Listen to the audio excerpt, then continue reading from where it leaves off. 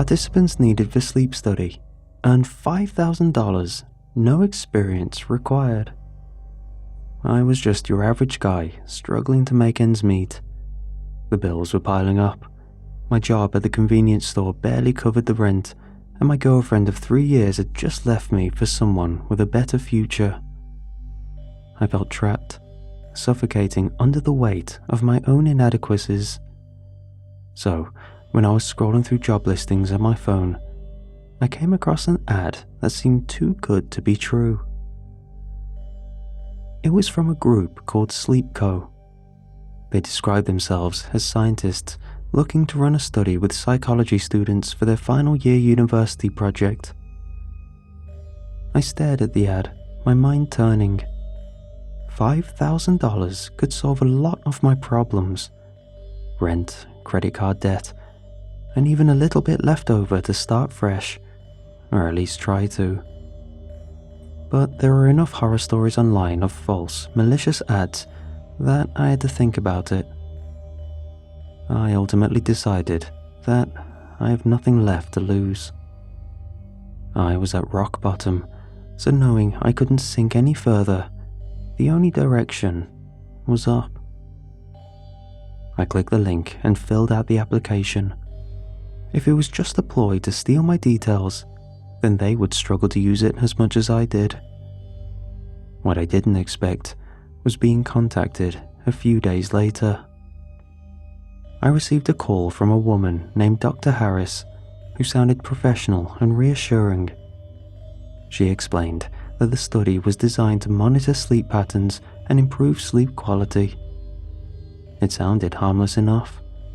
Besides, sleep was also on my long list of current issues, so if this could help with that too, it was a bonus on top of the promised pay. I agreed to participate.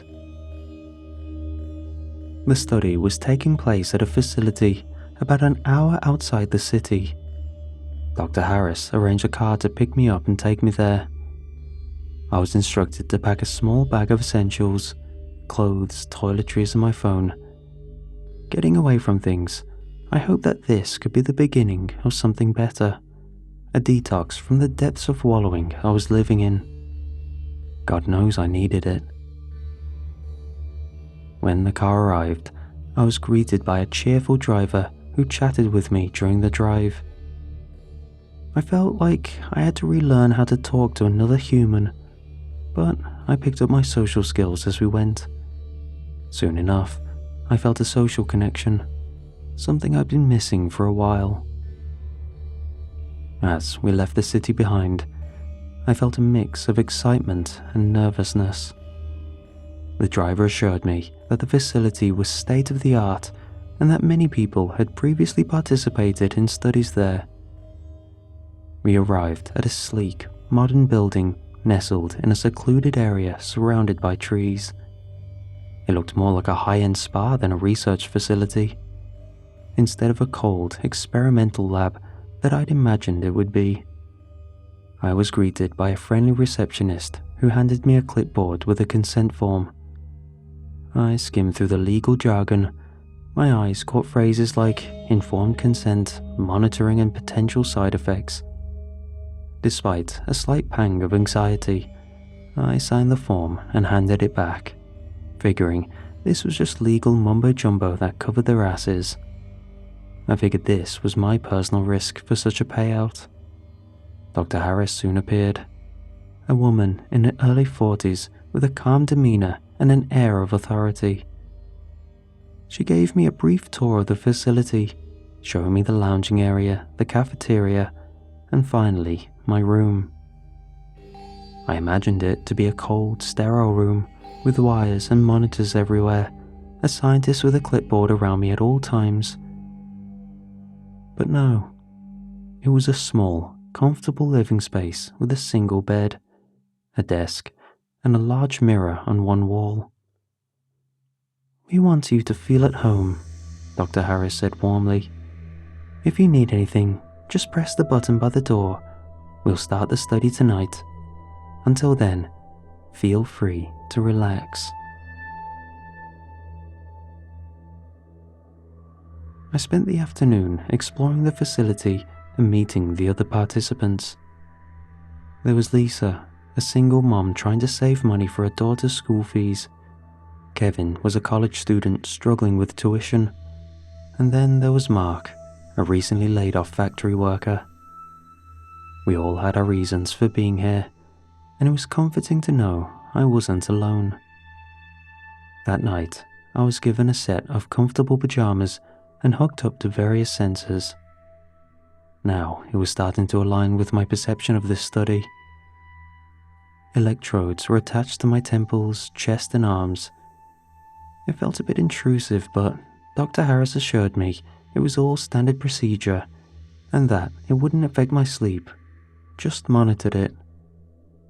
She wished me a good night and left the room. The first night was uneventful. I had a few dreams, none of which I remembered in detail. I woke up feeling slightly disoriented, but chalked it up to the new environment. The next day, I met up with the others. Most of them related to what I described, and we all figured we were all adjusting to the new stimulus. However, Mark was different. He didn't seem to be taking well to things, saying how they invaded his sleep and he felt exhausted from the study. He must have been very out of his comfort zone. A plus side was that they weren't joking when they said we'd be looked after. I ate like a king compared to my usual instant meals and had so much freedom compared to my dingy apartment. After a relaxing day of comfort, I was ready for the second night of sleep. However, the second night was different. I had a vivid dream of wandering through a dark forest, chased by an unseen entity. No matter how fast I ran or how erratic I made turns, it was always on my tail. Eventually, it lunged and tackled me to the ground. Dreams always feel real in the moment, and I was overcome with a fear of death. In the struggle, I turned and saw my ex's disappointed face. Before I could process this, I jolted up in a panic, back in the facility's bed. I was covered in a cold sweat, the fear coming through my body, but slowly passing as I processed where I was. I couldn't piece together all the details when I woke, the experience having left my mind quickly. Dr. Harris asked me to describe the dream as best I could, taking notes thoughtfully. I was instructed to give all the details of anything sleep-related, so I tried. She seemed intrigued by the details, even though they made little sense to me. Dreams are a natural part of the process, she explained. They can become more intense when your brain is adjusting to the monitoring equipment. I nodded, trying to shake off the lingering dread. After the meeting, it clicked what she said. They mentioned monitoring, which had nothing to do with influencing dreams. As far as I was aware, this was just supposed to study our sleep patterns. But no matter how much I tried to deny it, the dreams only grew more disturbing over the next few nights. Each night, the dreams became darker and more terrifying, more vivid, more memorable. One night, I dreamt I was buried alive, the weight of the earth pressing down on me, making it impossible to breathe. It was too dark to see anything. No light penetrated where I was. I struggled and felt the earth around me loosening. Eventually, I could turn more and more and jostled my way out. And when I looked back, it wasn't dirt, but papers with red headers. Late bills. I awoke out of breath, feeling pressure release from my chest as I shot up. Another night, I was trapped in a burning building, the heat and smoke suffocating. I escaped, and when I turned, I saw that it was my childhood home. Though I made it out, the screams from within told me I'd left behind what was valuable to me. I woke up gasping for air, my heart racing. I wiped copious amounts of sweat from my forehead, and when I pushed off the bed to fetch a towel, my bed was drenched too. Throughout the day, I felt a growing sense of exhaustion. The other participants seemed to be experiencing similar issues. Lisa had dark circles under her eyes, Kevin looked perpetually anxious, and Mark was irritable and jumpy. We shared our experiences, finding some comfort in our shared plight. All the while, Mark raved about conspiracy as he did each day. However, with too much lining up with our experiences, he was starting to make more sense. During this time, my mind was foggy. No matter how much I slept, I would have no energy for the day. I could no longer enjoy the parts of the facility that relaxed me before. Any thoughts of doing something was overridden by a need to stay stagnant. When I was stumbling through a hallway, I overheard Dr. Harris and another scientist talking. They did so in hushed tones, so I focused up the best I could and hid in place, trying to listen in. They mentioned something about Phase 2 and neural manipulation. My curiosity piqued, and my mind fighting to remain focused through the lingering fatigue, I decided to investigate further. That night, after the lights went out, I snuck out of my room and made my way to Dr. Harris's office. I was wary of footsteps and the lurking scientists who were setting up for work. However, I also had to battle the footsteps that weren't real. My mind was playing tricks on me, an enemy to my goal from the exhaustion weighing on me. My only saving grace was knowing where the office was.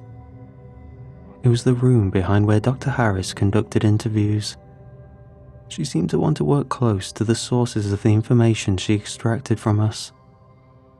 Inside, I dug through stacks of papers accumulated around the desk, details on each of the participants, including myself. Eventually, I found a stack of files labeled Confidential, hidden away. I skimmed through them, and my heart started pounding. The jargon and sciencey words I didn't understand, but I got the gist from the parts I could. These were details about an experiment on manipulating dreams to study the effects of fear on the human brain. The title and logo at the top did not match the advertisement for this place. Instead of Sleepy Co., it was some cryptic symbol with the company's name blotted out. I was sickened, knowing we were essentially guinea pigs in a study designed to push the boundaries of human mental endurance. My mind screamed at me in an I told you so way. I knew I couldn't get out just yet. My phone was still in the room, and all the scientists and workers were up and about. Besides, knowing this wasn't just a group of jovial scientists working for the greater good, I didn't want to try escape unprepared. My best bet would be to leave during the day. I slipped away, back to my room, and a scientist stood waiting, ready to put on the electrodes and wires. I simply laid down and allowed it. After a grace period, I slipped them off and had the most restful sleep I'd had in a while. The next morning, I was confronted by Dr. Harris. She demanded an explanation for why no data was picked up from my sleep. They were thorough on the placement on how the pads were secured, so they knew it had to have been me who tampered with them. The intimidating part was how calm she remained while hitting me with the coldest stare. I was caught off guard, and since I'd just woken up, my mind was hazy for an excuse. So instead, I jumped straight into the accusations. I saw the papers. This isn't some innocent sleep study. You're using us, I asserted. Her face calmed, wearing the confidence of her actions. You signed the consent forms. You agreed to participate in this study. We're simply observing the effects. The effects? The effects you're causing? This is torture, I shouted. This seemed to sadden her slightly, which surprised me. We're close to a breakthrough. You have no idea what's at stake here, Dr. Harris sighed. I did not care for a study, especially since I was the guinea pig. Something to be used for a cause I knew nothing about. So, I stormed out, determined to leave the facility. But when I tried to open the main door, it was locked. Dr. Harris signaled to someone and they ran off and did something. I picked up what it was as soon as I looked at my phone. The signal bar drained until it was utterly useless. The friendly receptionist was nowhere to be found. It was just the subjects and the scientists. Panic set in as I realized we were trapped. Being captive left me no choice. There was nowhere to run, nowhere to hide. So I was resigned to my room, now under constant watch. They simply told the others that I was being observed during the day to test an anomaly, and the look I was shot told me to keep up with the story. As soon as we were to turn in, the others, who were none the wiser, went to their rooms. My arms and legs were strapped down, making it impossible to take the tendrils of the nightmare machine off. That night, the dreams crossed the line. I was in my room, but it wasn't my room. The walls were covered in dirty handprints, and the mirror showed a reflection that was me, but moving autonomously. Worst of all, it could talk. Its mouth curled up into a knowing grimace and whispered my darkest fears, my insecurities, my past mistakes, all my life regrets, laid out to bear. I tried to wake up, but I couldn't. The nightmare continued, blurring the lines between dream and subconscious thought. When I woke, I struggled against my restraints. A scientist came in and undid them calmly, disregarding my struggles. I stumbled out of my room, seeking help. But the halls were empty. Looking around, the whole facility was deserted, except for those working there. The other participants were gone, their rooms packed up like they weren't even there. I felt isolated. It was just me, left to the machinations of these monsters. Desperate for answers, I went to Dr. Harris's office to either confront her if she was there or find any information that could help me. But there she was, waiting for me. "Welcome," she greeted calmly. "Where is everyone?" I demanded desperately. "They've moved on.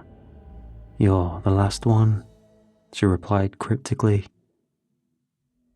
This felt like a mistake, so I sharply turned to run. But she pressed the button on her desk and the door slammed in my face, my nose crunching against it. It must have broken, or at the very least fractured. "I think you're special, Ryan. Your brain has shown remarkable receptiveness to our machine. Your life is so meaningless that you lend well to the escapes of dreams and fantasy." I thought to attack her, or at least go down swinging. But she pushed the button again, and I was rushed by too many people who had gathered on the other side. I was quickly held down, and after a sharp prick, everything went black.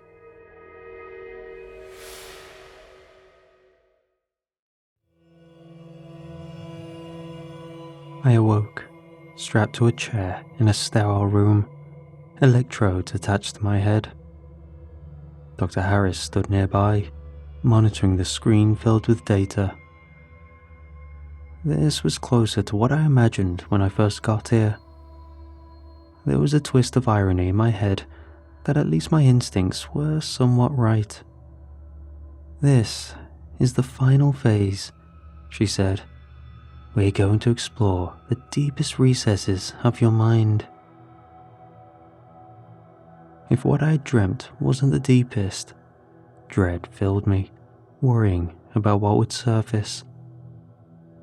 The machine whirred to life, and I felt a tingle of electricity coursing through my body. My vision was filled with rapid, horrific images. My parents' funeral, my girlfriend leaving me, the moment I realized I was trapped here. Everything wrong in my life flashed before my eyes. The pain was unbearable, both physically and mentally, my mind fracturing under the strain. I screamed at them to stop, which only fell on deaf ears. Dr. Harris's face remained impassive. "We're almost there, Ryan. Just a little more." The pain was too much, and I passed out. Yet I knew it was still going while I was unconscious. I could still feel it. I don't remember how long it lasted. When I finally regained consciousness, I was back in my room, the electrodes removed. My mind was a shattered mess, fragments of nightmares bleeding into reality. I stumbled to the mirror, barely recognizing the gaunt, haunted figure staring back at me. The man led me to Dr. Harris, who greeted me warmly and conducted her interview. I just mumbled along, barely answering what she had said. With a disappointing ending, she sent me off to the others. I went out, and there they were. Lisa, Kevin, and Mark. They were packed and ready to go, big grins on their faces. "I'm sad to leave this place.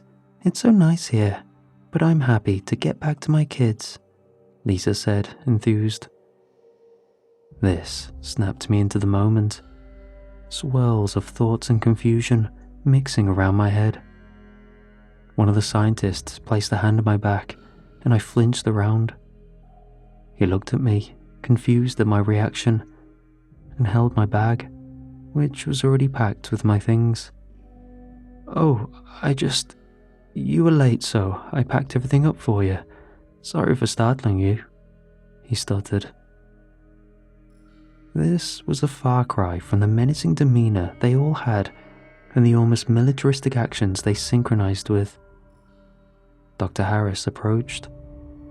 "Your sleep was the most disturbed of everyone's. You should get that checked out. I can recommend a facility that specializes in that," she mused. She promised to email me the details and left to return to her office. I just coasted through my goodbyes with the other participants and was let out by the friendly receptionist. I left, floating on an air of uncertainty and dread. When I got home, I was no closer to knowing than when I had left that office. All I knew was when I rubbed my nose to itch it, it stung with a pang of pain. I sat down in my apartment. Autopilot landed me back in front of my computer, ready to decompress with whatever entertainment I could find. Anything to get my mind off things. When my email dinged with a notification. It was from Dr. Harris. It was a recommendation for another sleep study. This was headed by a different doctor in a different location. It offered $10,000 for participation, which not long ago would have made my mouth water at the prospect. She noted that they work with people with troubled sleep and that they could go deeper into my sleep to find what makes me tick, which was a disturbing way to phrase it. But what disturbed me most was the header. No facility name was mentioned, but their logo was all too familiar. It was the same one on the notes I found in Dr. Harris's office. Or did I find it? I was still questioning what was real and what wasn't, but it was too much of a coincidence to deny. I instantly deleted the email and blocked all correspondence from Dr. Harris. I'm still haunted by the nightmares. Even without the machine, I still occasionally get vivid dreams of cryptic scenarios that echo my day-to-day struggles. It followed me home, a shadow lurking at the edges of my subconscious. But there's nothing I can do about it. Hey police, a strange woman gave me nightmares about my inadequacies. Why yes, I did sign a paper saying they could do it. Why do you ask? It's preposterous. I can't escape it, and I can never go after them for it. But hey, in the end of the day, at least I got paid.